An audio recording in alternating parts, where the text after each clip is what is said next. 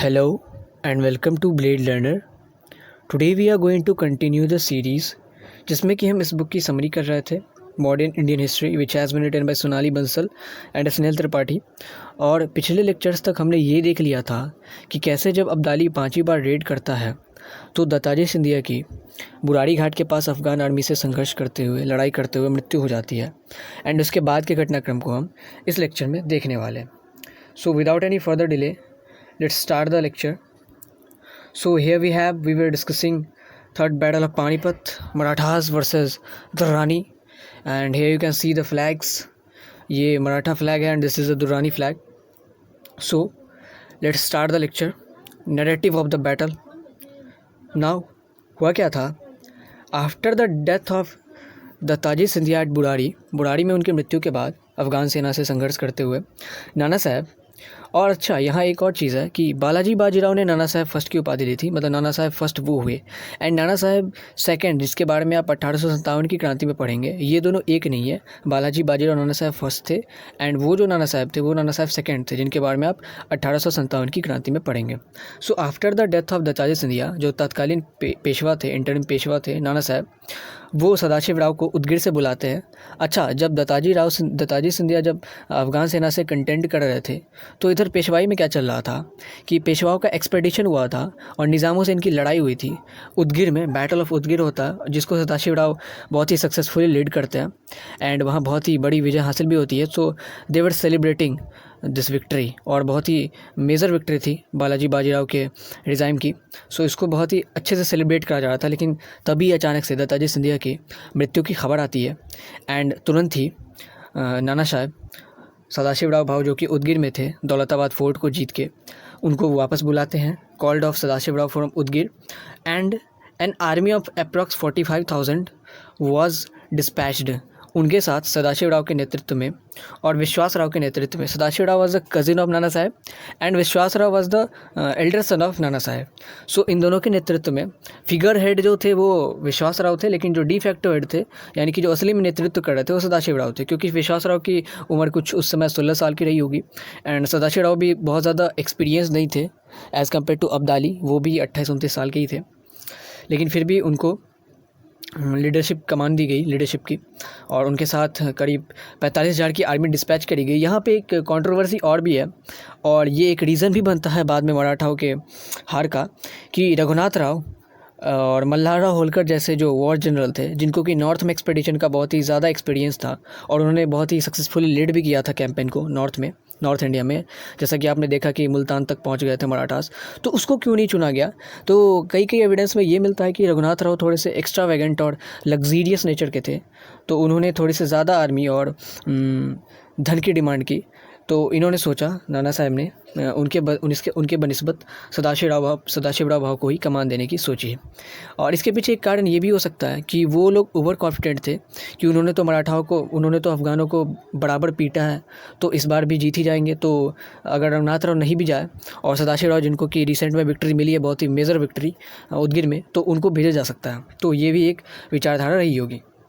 So and यहाँ पे एक हैक क्या हुआ, जब 45,000 की आर्मी डिस्पैच करी जाती है सदाशिव राव के नेतृत्व में और उनके साथ अलग अलग मराठा चीफ सिंधियाज होलकर भी जुड़ते हैं, तो हुआ क्या कि जैसे ये आर्मी डिस्पैच होती गई, वैसे वैसे रास्ते में जो लोग थे, दे वर नॉन कॉम्बेटेंट्स, यानी कि गैर लड़ाके जो थे, वो उनके साथ जुड़ते चले गए। ऐसा क्यों हुआ?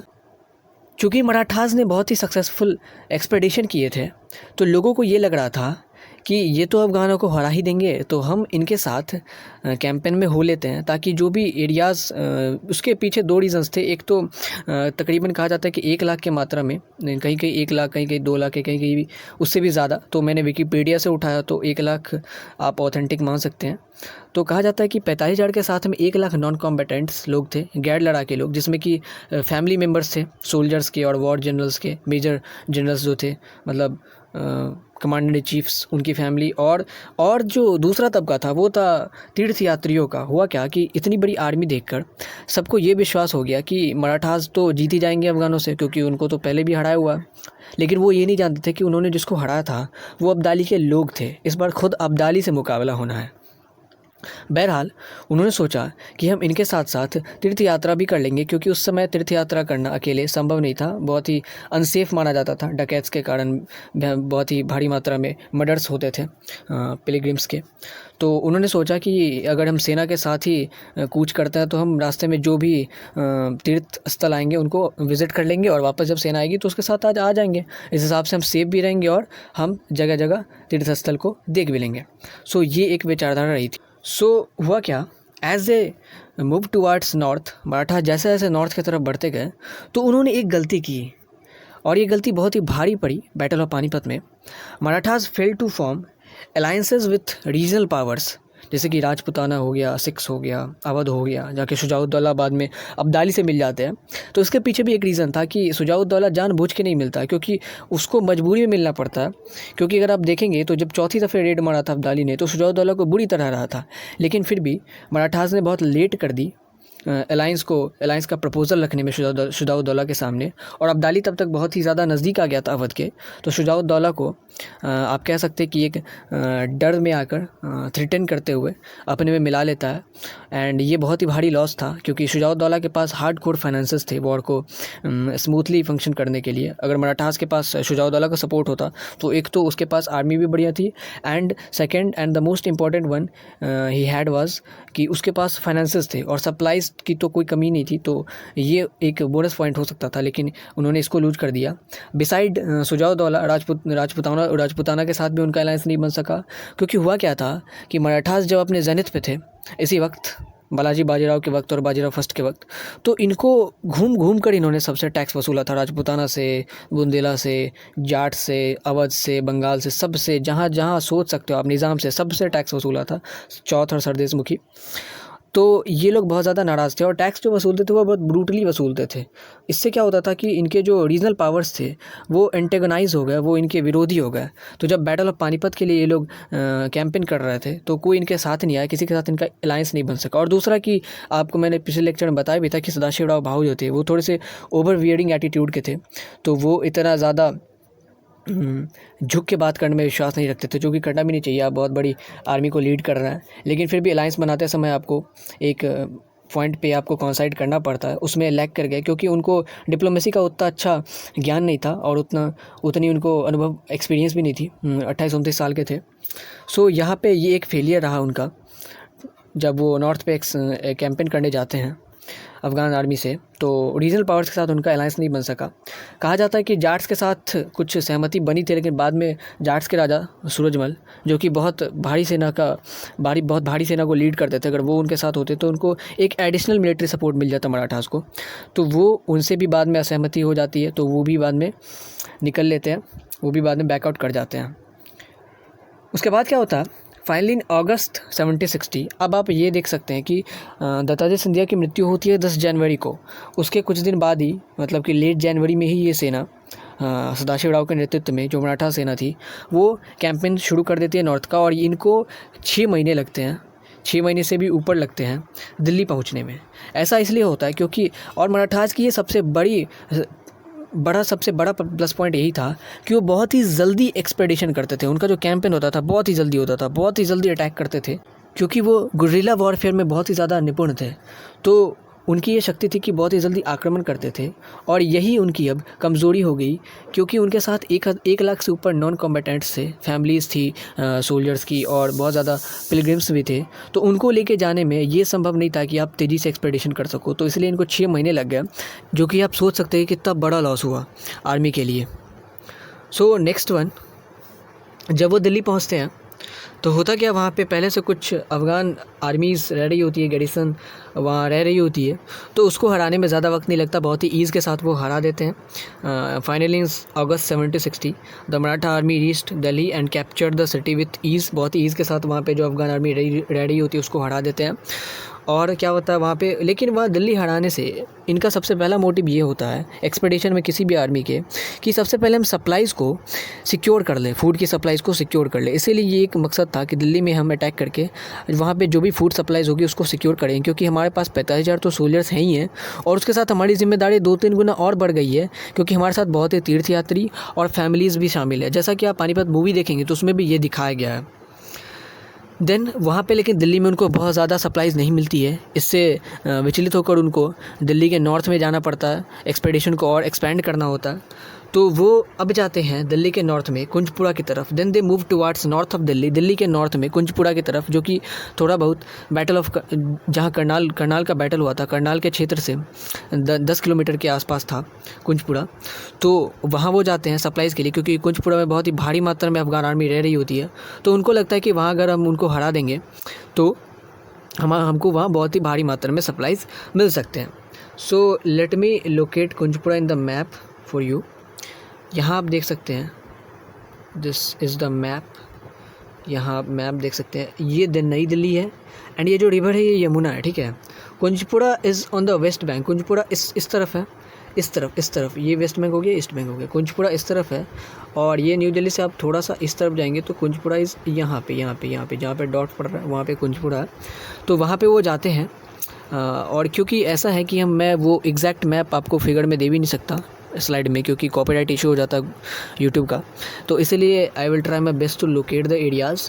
तो यहाँ तकरीबन कुंजपुरा है एंड ये उधर से वहाँ जाते हैं 110 किलोमीटर नॉर्थ में करनाल के तरफ, और वहाँ पे इनको भारी मात्रा में सप्लाईज भी मिलते हैं अफ़गान आर्मी को हराने के बाद। वो हम देखते हैं अभी क्या होता है। Then they move towards north of Delhi and captured Kunjpura village, जहाँ पे अफ़गान आर्मी रह रही होती है। तो उसको हराने के बाद कुंजपुरा जो कैंपेन था, it was proved very successful for Marathas as they got substantial supplies. वहाँ पे अफ़गान आर्मी बहुत भारी मात्रा में रह रही थी। तो उसको हराने के बाद, और बहुत ही कड़ा संघर्ष होता है, फिर भी उसको हराते हैं। और ये आप कह सकते हैं कि इतनी बड़ी बारात लेके, 1 लाख से ऊपर के नॉन कॉम्बेटेंट्स की बारात लेके, फैमिलीज़ और पिलग्रिम्स की, उसको हराना, आर्मी को हराना, अफ़गान आर्मी को हराना is not a small thing. So वहाँ पे उसको हराते हैं और बहुत ही भारी मात्रा में सब्सटेंशियल सप्लाईज़ भी उनको मिलती है। लेकिन ये सप्लाईज़ बहुत दिनों तक चल पाती अगर 45,000 लोग होते। लेकिन यहाँ 1 लाख से ऊपर, 1.5 लाख से ऊपर लोग थे। 1 लाख तो आप उसको ही मिला लो, और 50,000 के करीब सेना, तो 1.5 लाख से ऊपर लोग थे। तो ये जो सप्लाईज़ 2 महीने 3 महीने चल सकती, वो 2 हफ्ते भी नहीं चली, ठीक है। तो ये एक बहुत ही बड़ा नुकसान रहा अपने पैरों पे कुल्हाड़ी मारने का मराठास का।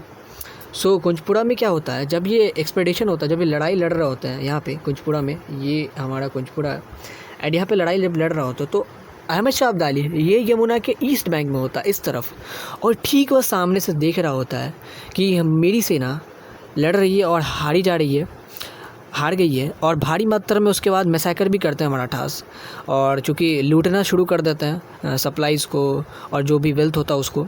तो ये सब देख के अब्दाली बहुत ही ज़्यादा एंग्री होता है, बहुत ही ज़्यादा आग बबूला हो जाता है, बहुत ही ज़्यादा घाव मिलता है उसको, और इसके बाद वो डिसाइड कर लेता है। लेकिन वो मजबूर होता है, क्योंकि वो जो यमुना वो जो टाइम होता है, आप देखेंगे कि अगस्त के बाद ही कुछ समय और सितंबर के करीब में वो पहुँचे थे।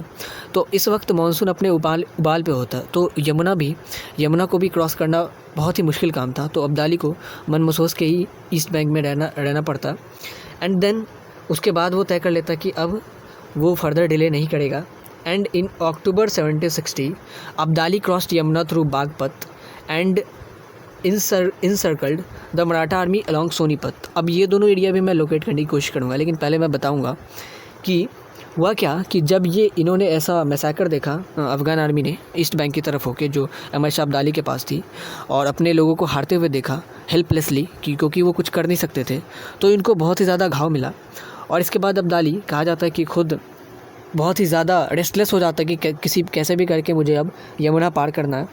तो वो एक लोकल की मदद भी करता है, लोकल की मदद भी लेता है। इन द एवज ऑफ मनी वो लोकल इसको एक रास्ता दिखाते हैं कि आप यहाँ से नहीं तो एक रास्ता है, वहाँ से कम उफान पड़ेगा, कम उबाल पड़ेगा, तो वहाँ से आप यमुना क्रॉस कर सकते हो। सो यहाँ मैं आपको मैप में दिखाऊँगा। देखो ये है नई दिल्ली, दिस इज़ नई दिल्ली, एंड यहाँ पे करीब कुंजपुरा है यहाँ पे। तो यहाँ पे इस तरफ अहमद शाह अब्दाली की आर्मी और इस तरफ मराठास की आर्मी, ठीक है। और दोनों एक रिवर क्रॉस नहीं कर सकते क्योंकि रिवर अपने उफान पे है। तो अहमद शाह अब्दाली आर्मी लेकर इधर से नीचे की तरफ होते हुए ये इस तरफ यमुना के इस तरफ ईस्ट बैंक में आप देखेंगे तो यहाँ एक बागपत है छोटा सा, यहाँ पे बागपत है, और इस तरफ सोनीपत है, ठीक है। तो बागपत से होते हुए वो यमुना क्रॉस करता है, क्योंकि वहाँ एक लोकल की मदद से उसको पता चलता है कि यहाँ से क्रॉस किया जा सकता है। तो यहाँ से वो क्रॉस करके यहाँ तक पहुँच जाता है अपनी आर्मी लेके, एंड मराठास यहाँ पे हैं कुंजपुरा में।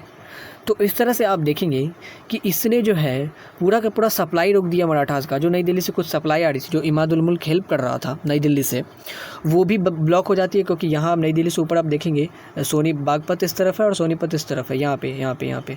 तो बागपत से क्रॉस करते हुए सोनीपत तक उसने इंसर्कल कर दिया, घेरा बना दिया, सारी सप्लाईज़ रोक दी, सारा कनेक्शन रोक दिया, पत्र व्यवहार भी यहाँ तक कि रोक दिया। जो भी उनके जो पत्र लेके जाते थे, संदेशा लेके जाते थे, उनको ये लोग पहले आइडेंटिफाई कर लेते थे और बहुत ही बुरी मौत मारते थे। तो इससे पत्र व्यवहार भी रुक गया इनका, दिल्ली से और पुणे से भी। ये बहुत भारी लॉस हुआ। और हुआ क्या कि इसके साथ क्या हुआ कि मराठास ने भी, आप देखेंगे अगर, तो मराठास भी यहाँ पे कुंजपुरा में उन्होंने भी अफ़गानों का रास्ता रोक रखा था अफ़गानिस्तान जाने का, अब्दाली का। तो दोनों एक दूसरे के रास्ते में थे, ना तो ये सप्लाईज़ ले सकता था नई दिल्ली से, और ना पुणे से इनका पत्र व्यवहार होता था कि एडिशनल सपोर्ट मंगाया जाए, और ना ही अगर अब्दाली चाहे तो वापस जा सकता था, बिकॉज मराठा सेना रास्ते में पड़ती। लेकिन अब्दालीज़ को सप्लाईज़ मिल रही थी, क्योंकि इधर अवध है, आप देखेंगे कि इस इलाके में भी उसका कब्जा था, तो सप्लाईज़ को रोहिलखंड पड़ता है इस इलाके में, तो सप्लाईज़ इसको बहुत ही भारी मात्रा में मिल रही थी। लेकिन सप्लाईज़ की दिक्कत हो किसको रही थी? मराठास को, क्योंकि कुंजपुरा में जो भी सप्लाईज़ मिले वो 2-3 हफ्ते में ही ख़त्म हो गए, और इसके बाद किसी रीजनल पावर से इनका अलायंस था भी नहीं, तो कोई सपोर्ट करने आया भी नहीं। और नई दिल्ली से जो सपोर्ट मिलता है इनको, दिल्ली से इमादुल मुल्क जो भेज रहे थे, उस सप्लाईज़ को भी ब्लॉक कर देते हैं अब्दाली के लोग।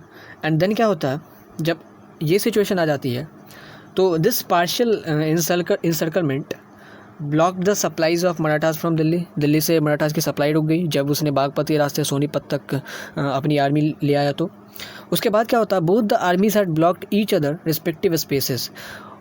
ये मैंने आपको पहले भी दिखाया अभी मैप में कि मराठास अफ़गानों का रास्ता रोक के रखे थे कि उनको अगर अफ़गानिस्तान जाना है तो जा नहीं सकते, और अफ़गानों ने मराठास की सप्लाईज़ भी रोक दी, एंड पुणे से उनका पत्र व्यवहार भी रुक गया। लेकिन इनका पत्र व्यवहार नहीं रुका, अहमद शाह अब्दाली का।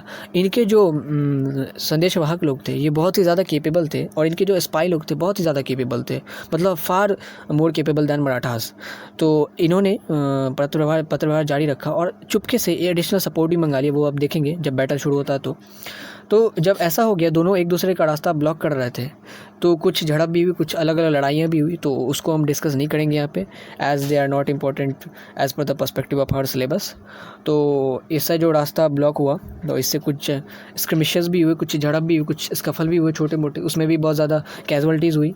लेकिन दिसंबर में क्या होता है, चूँकि अब्दाली का पत्र व्यवहार चल रहा था, और उसके मैंने आपको पहले ही बताया कि उसके जो स्पाई लोग थे बहुत ही ज़्यादा केपेबल थे, बहुत ही ज़्यादा शातिर थे। तो अहमद शाह अब्दाली ने चुपके से एडिशनल सपोर्ट दिसंबर तक मंगा ली। अक्टूबर में वो नदी क्रॉस करता है बागपत के रास्ते से, सोनीपत तक इंसर्कल कर देता है, सप्लाईज रुक जाती है मराठास की, एंड देन एडिशनल सपोर्ट भी आ जाती है दिल्ली से, अफ़गानिस्तान से। अब तो मराठास के पास चारों तरफ से घेरा लग गया था। अब उनको लड़ाई करने के सिवाय कोई चारा नहीं था, क्योंकि वो बुरी तरह फंस चुके थे। उनका पत्र व्यवहार भी नहीं हो रहा पुणे से, और दिल्ली से सप्लाईज़ भी रुक गई है। तो अब खाएँ तो खाए क्या? दोनों तरफ से उनको आगे कुआं पीछे खाए। एक तरफ अगर नई लड़ाई लड़ते तो स्टारवेशन से मर जाएंगे, और इधर तो पूरी तरह से घिर गए ही हैं शत्रुओं से। 13 जनवरी 1761 को क्या होता है कि मराठास चिप जाते हैं। दिसंबर 1760 में जब एडिशनल सपोर्ट आ जाती है और स्थिति बहुत ज़्यादा ख़राब हो जाती है मराठास कैंप में, अब खाने को कुछ नहीं बचा होता, और हमारे पास 1.5 लाख से भी ऊपर ज़्यादा लोग हैं, which comprised of families, pilgrims and the soldiers. तो उनके पास अब जब खाने के लिए कुछ नहीं है, तो मराठास चीफ्स जाते हैं, अलग अलग सरदार जाते हैं, और भाऊ साहब को, सदाशिव राव भाऊ को कहते हैं कि सर आप या तो अब इजाज़त दें कि to be allowed to die in the battle. अब आप तो बैटल का शंख फूके, अब बैटल को आप शुरू करें, ताकि हम जो है स्टारवेशन से ना मर सके, हम जिल्लत की ज़िंदगी ना जिए, हम सीधे अब बैटल में शहीद होना चाहते हैं। अब आप बैटल शुरू करें, ठीक है? हमारे पास अब कोई चारा नहीं बचा, एडिशनल सपोर्ट हम मंगा नहीं सकते पुणे से, क्योंकि हमारा पत्र व्यवहार सारा का सारा रुक गया है अब्दाली ने जो इंसर्कलमेंट किया उससे, और अब हम स्टारवेशन से भी मर जाएंगे इधर अगर नहीं लड़ेंगे तो अब आप हमें इजाज़त दें कि हम लड़ाई शुरू करें। सो अब इसके बाद बैटल होता है 14 जनवरी 1761 को। So finally on 14 January 1761 two armies came face to face. आमना सामना होता है दोनों आर्मीज़ का पानीपत में। अब मैप में देखते हैं पानीपत किधर है, ये भी मैं खुद से लोकेट करके आपको दिखाने की कोशिश करता हूँ। देखो यहाँ पे हो गया आपका, बागपत से ऐसे गया ठीक है, बागपत इधर इधर एंड सोनीपत इधर, और इस यहाँ पे कुंजपुरा इस इलाके में, और इस बीच में यहाँ पानीपत। तो दोनों आर्मीज़ पानीपत में मिलती है 8 बजे तकरीबन सुबह, और लड़ाई शुरू होती है। और and the battle raised until evening, 8 बजे शुरू होती है बैटल, वो शाम तक चलती है जब तक कि सदाशिवराव भाऊ की मृत्यु ना हो जाए। सो मराठास जो थे उन्होंने आउट नंबर होते हुए भी, नंबर संख्या में कम होते हुए भी, दे dominated fiercely for the first 6 hours, पहले दोपहर तक उन्होंने बहुत ही ज़्यादा बढ़िया लड़ाई लड़ी। और इसके पीछे सबसे इम्पॉर्टेंट कारण अगर मैं बताऊँ तो इब्राहिम खान गारदी था, उसकी जो आर्मी थी, उसके जो ट्रूप्स थे वेल ट्रेंड थे आर्टिलरी में, और उसने बहुत ही ज़्यादा ब्लो दिया अफगान आर्मी को। समझ नहीं पाए वो लोग कि क्या चल रहा है, इतने ऑर्गेनाइज ट्रूप, इतने ऑर्गेनाइज आर्टिलरी अरेंजमेंट्स उसने कभी अफगानों ने कभी फेस नहीं किया था। सो इब्राहिम खान गारदी के साथ बहुत ही ज़्यादा मोमेंटम बना रहा मराठास का, और 6 घंटे तक, शुरू के 6 घंटे तक उन्होंने बहुत ही तगड़ा डोमिनेट किया। आप कह सकते हैं 2-2:30 बजे तक बहुत ही तगड़ा डोमिनेट किया। लेकिन उसके अचानक से उसके बाद क्या होता, suddenly a random bullet hitted Vishwasrao जो कि फिगर हेड होते हैं बैटल ऑफ पानीपत में मराठा साइड की, उनको एक बुलेट आके लग जाती है, गोली आके रैंडम बुलेट लग जाती है, और वो वहीं ऑन द स्पॉट वो शहीद हो जाते हैं। और जब ये होता है तो भाऊ साहब जब ये देखते हैं, सदाशिवराव भाऊ जब ये देखते हैं तो बहुत ही ज़्यादा गुस्से में आ जाते हैं, क्योंकि विश्वासराव वाज हिज बिलवड, उनके छोटे से नेफ्यू थे, तो बहुत ज़्यादा केयर करते थे। और जब ये देखते तो वो अपनी हाथी से, भाऊ साहब केम डाउन फ्रॉम हावड़ा मतलब हाथी के ऊपर जो बैठने की जगह होती है, तो वहाँ से वो उतर के घोड़े पे सवार हो जाते हैं। तो इसलिए ताकि to plunge into enemy lines, कि अब सीधे मैं दुश्मनों के खेमे में घुस के सीधे नरसंहार करूंगा। इसके बाद उनको बहुत ज़्यादा गुस्सा आता है, और एवेंज करने के लिए वो हाथी से उतरे, क्योंकि हाथी से धीरे धीरे चला जा सकता था, और हाथी से आप आर्मी को लीड कर सकते हैं बढ़िया से, लड़ाई नहीं करी जा सकती। तो घोड़े पे सवार हो जाते हैं हाथी से उतर के, और उनका हावड़ा जो होता है वो खाली हो जाता है, हाथी उनकी खाली हो जाती है। इससे कन्फ्यूज़न हो जाता है कि सबको ये लगता है कि हमारा विश्वासराव तो चला ही गया, और सदाशिवराव भाव भी शायद मर गए, उनको भी शहादत मिल गई। तो ये एक बहुत ही ज़्यादा कन्फ्यूज़न की सिचुएशन आ जाती है, बहुत ज़्यादा केओस हो जाता है आर्मी में कि वो अब लीडरलेस हो गया। तो आप देखेंगे किसी भी आर्मी, अगर कोई भी आर्मी ये रियलाइज़ कर ले कि हमारा जो कमांडर इन चीफ है वो अब नहीं रहा, तो वो आर्मी केओस में, वो जो सिचुएशन है, वो जितना भी मोमेंटम है, स्मूथ मोमेंटम, वो केओस में तब्दील हो जाता है, और देखें कि बहुत ज़्यादा डिस्ट्रक्शन होता है अब उस आर्मी का। तो ये हुआ भी, ये गलत स्टेप कह सकते हैं, गुस्से में ये लिया गया कि अब वो जब हाथी से उतर के घोड़े पे चढ़ गया एनिमी से बदला लेने के लिए, एनिमी लाइन में घुसने के लिए, to plunge into enemy lines, तो ये बहुत ही भारी मिस्टेक थी, और इससे बहुत हद तक कन्फ्यूज़न की सिचुएशन क्रिएट हो जाती है, और र्यूमर्स फैलाने में कोई कसर भी नहीं छोड़ते अफगान। तो अब क्या होता है, amidst the confusion and lack of coordination, the savior of Maratha, जो मराठास के रक्षक होते हैं, मेन जो उनकी पावर होती है, वो इब्राहिम खान गारदी के ट्रूप्स में ही सम्मिलित होती है। कि उनके जो ट्रूप्स थे इतने बढ़िया से अरेंज किए गए थे, इतने बढ़िया से ऑर्गेनाइज़ किए गए थे कि उन्होंने बहुत ही फैटल ब्लोज दिया था अफगान आर्मी को, और दोपहर तक तो हिलने नहीं दिया अफगानों को, सांस तक नहीं लेने दी। वज़ीर की हालत ख़राब हो गई थी, जो अहमद शाह अब्दाली का वज़ीर था उसकी हालत ख़राब हो गई थी। उसने कहा कि हमने तो ऐसी लड़ाई आज तक लड़ी ही नहीं है। लेकिन जैसे ही भाऊ साहब उतर जाते हैं ऑर्डर पर से, और विश्वासराव की मृत्यु पहले ही हो चुकी है, तो क्या होता है, जो गार्डीज थे उनके और बाकी मराठा सरदार्स के बीच थोड़ा सा लैक ऑफ कोऑर्डिनेशन था, और ये बहुत ही ज़्यादा डेविस्टेटिंग साबित होता है। और एक एक करके गार्डीज जो सोल्जर्स थे, गार्डी के जो सोल्जर्स थे, गार्डी के जो लोग थे, वो लोग एक एक करके फॉल डाउन करना शुरू कर देते हैं, एक एक करके मरना शुरू कर देते हैं। इसको मैं आपको विजुअलाइज़ करके बताता हूँ अगले स्लाइड में, जो कि एम्प्टी स्लाइड है। यहाँ आप देखें कि ये मराठास कैंप हुआ, ये देख ले मराठास कैंप, और इस तरह सबसे लेफ्ट में जो लड़ाई कर रहा था वो गार्दी थे, और यहाँ आप देख लें दुर्रानी का कैंप। ठीक है, थोड़ा सा इनका कैंप बड़ा होगा क्योंकि इनके पास बड़ी आर्मी थी। तो ये जो गार्दी के लोग थे, ये लोग बहुत ही भारी मात्रा में ब्लो दे रहे थे इस एरिया में, और बहुत ही भारी मात्रा में इस जो ये ब्लो दे रहे थे, तो इसका फ़ायदा ये लोग उठा रहे थे, क्योंकि यहाँ पे जो अटैक्स हो रहे थे उससे पूरी सेना भयभीत हो गई थी, अफगान सेना। तो ये लोग बहुत ही जम के इसका फ़ायदा उठा रहे थे। और चूँकि भाऊ साहब के पास कोई ज़्यादा बड़ी आर्मी तो थी नहीं, तो उसने रिज़र्व में उन्होंने कुछ छोटी सी फोर्स रखी थी, 4-5 हज़ार की रिज़र्व में, जो कि पीछे यहाँ थी। उनको ये कहा गया था कि आप गार्दी के ट्रूप्स को डिफेंड करेंगे, अगर कुछ ऐसा सिचुएशन आता है, कुछ ऐसा एबनॉर्मल सिचुएशन आ जाता है, तो आप ये डिफेंड करेंगे। लेकिन जब ये भाऊ साहब हावड़ा पर से उतर जाते हैं और सारा कन्फ्यूज़न फैल जाता है, सारा केओस फैल जाता है, तो ये जो आर्मी है जिसको कि डिफेंड करना था गार्दी को, तब तक गार्दी बहुत ही स्मूथली लड़ रहे थे, वो ब्लो पे ब्लो दिए जा रहे थे, वो अटैक पे अटैक दिए जा रहे थे, घाव पे घाव दिए जा रहे थे। तो ये यहाँ से निकल के इसके सामने आके इनसे लड़ना शुरू कर देते हैं।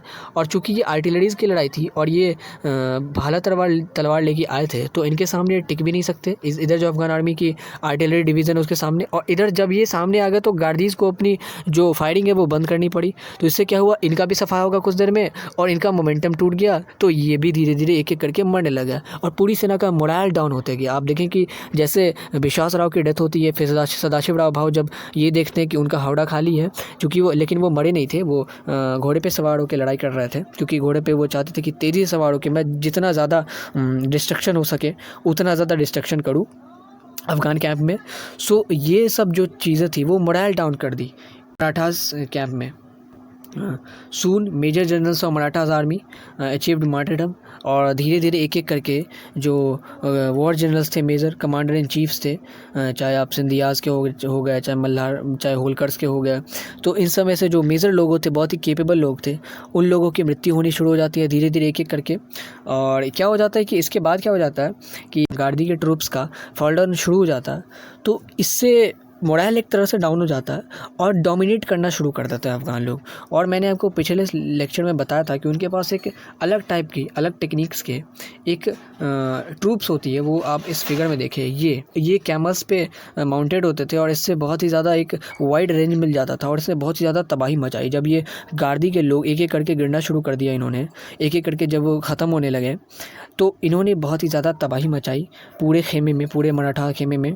और इससे जल्द ही जो जनरल्स थे, जो मेन वॉर जनरल्स थे, अलग अलग जो सरदार्स थे मराठास के, जो पिलर्स थे आर्मी के, वो धीरे धीरे मरने लगे। और इससे जो सेना थी उसके बीच और केओस फैल गया कि अब हमारा क्या होगा। और इसके बाद क्या होता है, in the evening Sadashivrao Bhau to achieved martyrdom, और सदाशिवराव भाऊ भी शाम तक शहीद हो जाता है। शाम तक वो, उनको भी शहादत मिल जाती है।